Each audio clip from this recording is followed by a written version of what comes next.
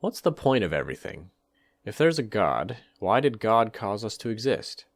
To understand this, we need to examine the process by which God and the universe influence each other.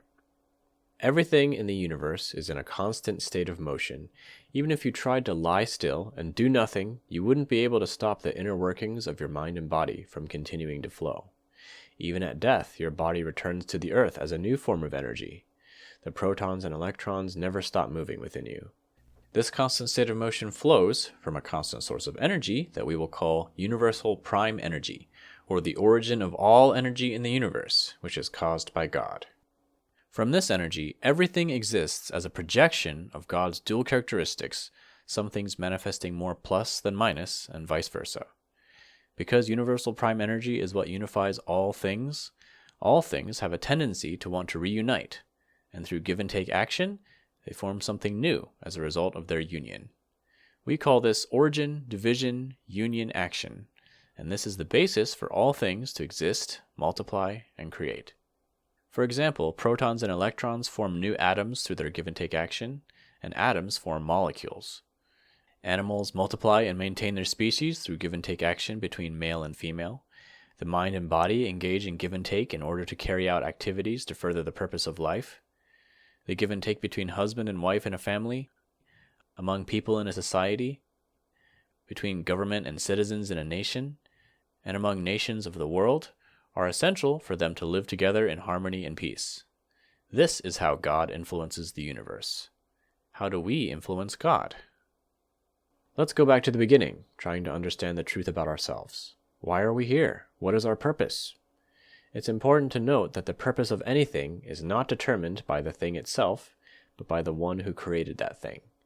We didn't create ourselves, so our purpose is decided by our Creator. Is it possible for God to have desires for us?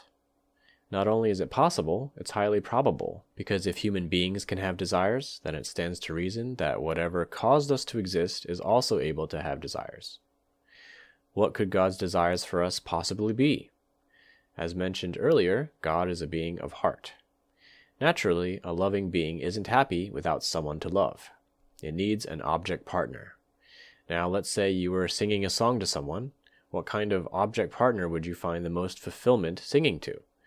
It would be the one most similar to you, who can understand your song and relate on the deepest level.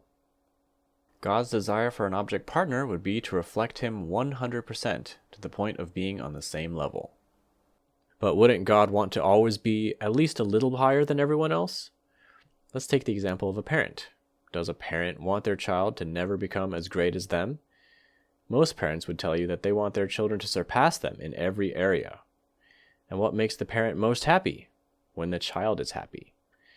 This is what it boils down to. God's desire is for human beings to reflect Him 100% by becoming like God in heart and finding true joy. This gives God joy. In short, our purpose is to return joy to God by finding joy ourselves. That is how we influence God. Alright, so you could say the point of everything is to return joy to God. But how? The answer may have been hiding under our noses for thousands of years.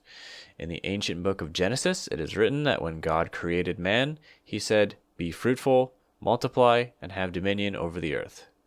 We've been reading this passage for generations, but let's look at it from the framework of this diagram. When it comes to human beings, we can divide all of the possible give and take relationships into three basic categories: our relationship to ourselves, our relationship with other people, and our relationship with everything else in the universe. The first category is be fruitful, which means working on yourself as a person by getting your mind and body to have a harmonious relationship so that you can become mature in heart. Anything dealing with working on yourself is included in this category. The second category is to multiply, which happens when offspring are created and raised, and involves forming a harmonious relationship within the family. Once there is unity in the family, this model can be expanded to include unity in society, in the nation, and in the world. The third category is to have dominion over the earth, and this involves forming unity between humanity and the rest of the natural environment to create a harmonious planet. This also includes improving how you relate with your own personal environment as well as your money and possessions.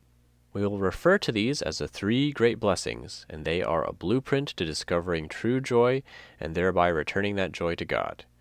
Next, we'll discuss why we don't see a loving society and world today, and why God doesn't do something about it. Watch the next video to continue.